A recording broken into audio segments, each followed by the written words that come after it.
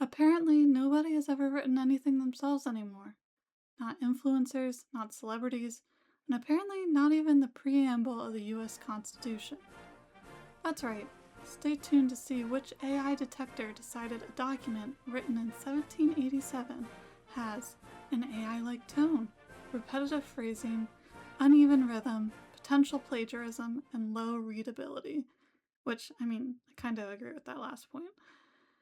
The internet has become completely obsessed with calling out AI, and have been using so-called AI detectors as definitive proof. And honestly, some of the AI written stuff is painfully obvious, but the problem is AI detectors are not lie detectors, and some of those tools are really bad. Over the last year, people started using AI detection for everything. School essays, emails, tweets, apologies, job applications, captions to Instagram, and the confidence people have in these tools are insane. What's funny is that we completely understand AI isn't always reliable. We hate it for things like art, resume screenings for jobs, plagiarism, because we know they make terrible mistakes and they often hurt the quote-unquote little guy. But suddenly when it comes to accusing people online, we love it. And listen, many people need to be called out for many things. The best advice for women in business: get your fucking ass up and work. It seems like nobody wants to work these days. That's so true. You have to. But here's the thing. Most AI detectors never know whether AI wrote something. They're guessing based on patterns. Patterns that were trained on human writing. AI learns to write by studying human writing. Humans start using AI to help them write. AI uses new human writing, which is now influenced by AI, to retrain their writing. Then humans use AI to detect the AI that learned from humans. Did you get all that? We're in this bizarre loop where people think normal writing sounds fake, because AI is getting better at writing like normal humans, and normal humans are writing more in AI training the tool. Most people had probably never even heard of an M dash before ChatGPT, and suddenly everyone started noticing them everywhere. And I'll admit, that is suspicious. But now we've reached a point where people are getting accused for using AI for just writing coherently and sounding PR-ish when they really do need good PR, and they probably do have good PR. So in the spirit of investigative journalism, I decided to test some AI detectors myself. I took celebrity and influencer apologies and ran them through some of the exact detectors I constantly see people using online.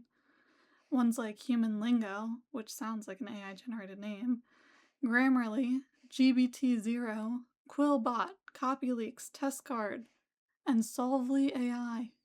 And after all the testing, 3 stood out to me immediately. Human Lingo thinks everything is AI, literally everything. Grammarly thinks nothing is AI, and I'm praying that this is what, professors and jobs are using. And GPT-0 is probably the closest thing to reasonable.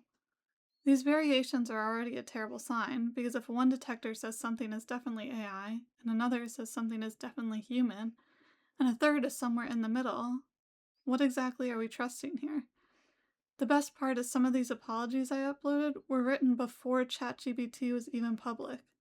So unless Miranda Sings was helping develop OpenAI, I do not think Toxic Gossip Train was written by AI. But honestly, it probably would have helped her. Colleen Ballinger, aka Miranda Sings herself, is 83% AI generated, which is incredible because she literally apologized with a ukulele. But the rest of the detectors were correct, with 100% human. They didn't want to take credit for that shit either. Logan Paul's infamous Suicide Forest apology followed the same trend, with again Human Lingo marking it as 82% AI generated.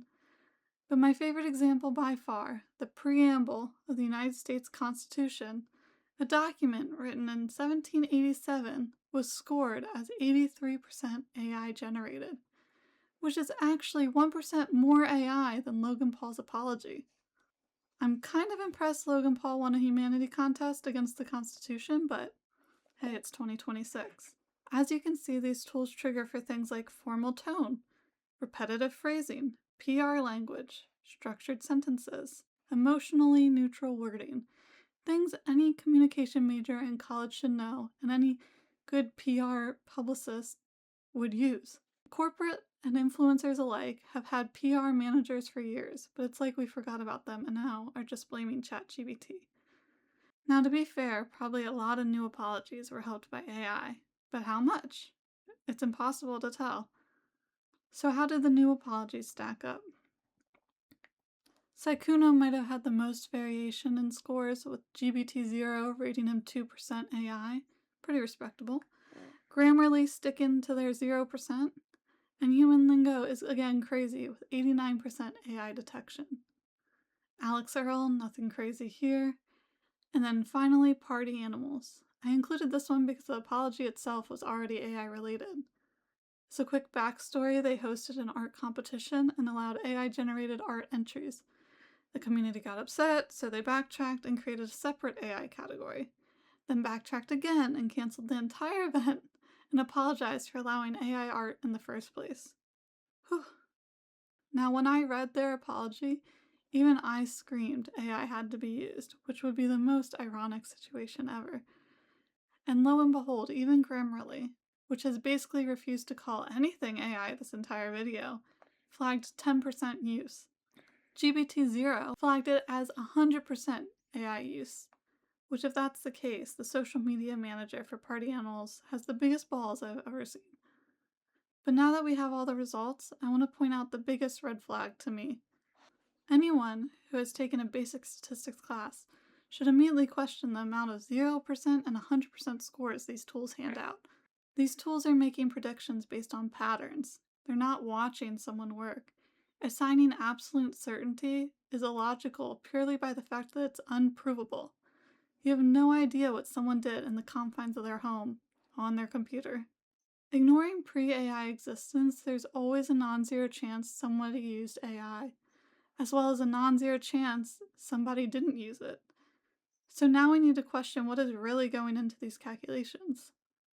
Certainly they're not strictly using logic and statistics, or else there'd be no 0 and 100% scores, which now makes these tools completely subjective.